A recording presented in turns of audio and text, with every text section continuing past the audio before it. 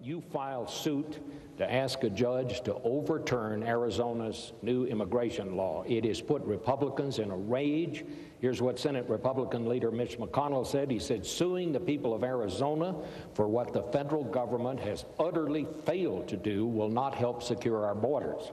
Senators Kyle and McCain, the Arizona senators, say Attorney General Holder speaks to the federal government's responsibility to enforce immigration law, but what are people of Arizona to do when the federal government fails its responsibility? So why did you file this lawsuit?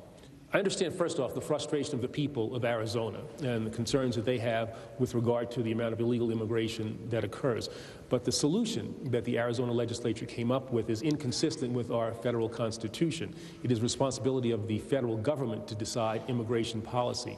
And what the Arizona legislature came up with was a statute that is inconsistent with the federal constitution. It's preempted by the federal constitution, and on the basis of preemption, we decided to file a lawsuit. We have an immigration policy that takes into account a whole variety of things, international relations, national security concerns, and it is the responsibility of the federal government, as opposed to states doing it on a patchwork basis, to decide exactly what it is our policy should be with regard to immigration. It was on that basis that we filed a lawsuit. You've heard the same criticism that I have. Some are saying that it's just all politics, that what you're trying to do is to brand Republicans as anti-immigration or, in fact, anti-Hispanic before the elections in November. No, not true at all. The basis for this was a legal determination by those of us at the Justice Department that the law was inconsistent with the Constitution. And I think one has to also understand that there are a substantial number of Republicans and people in law enforcement who thought that the decision that we made to file this lawsuit was, in fact, the correct one. So it is not a monolith. There's not a Republican monolith here where people are saying in the Republican Party that this was an inappropriate decision. When the Arizona law was first passed, both you and the president expressed concerns that it would lead to racial profiling because it allows the police, if they think someone might be in this country illegally, gives them the right to stop them, and they have to produce papers to show that, in fact, they are citizens.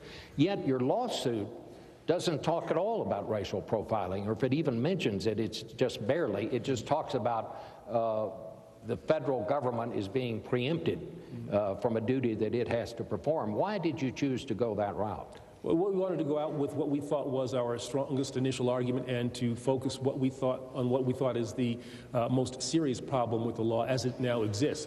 Doesn't mean that if the law, for whatever reason, happened to go into effect, that 6 months from now, a year from now, we might not look at the impact the law has had and whether or not there has been that racial profiling impact. And if that was the case, we would have the tools and we would bring suit on that basis. Are you saying, though, that states and local governments have no responsibility when it comes to enforcing immigration policy, that that's solely the responsibility of the federal government? No, states and local governments can certainly help the federal government enforce immigration laws. What we're saying is that they cannot pass laws that are inconsistent with the federal laws or do things that contravene federal policy when it comes to the enforcement of our immigration laws. And the Arizona statute, if you look at the guts of it, really puts in place a whole variety of things that are inconsistent with what we have decided to do as a federal government. And it is on that basis that we decided to file the lawsuit.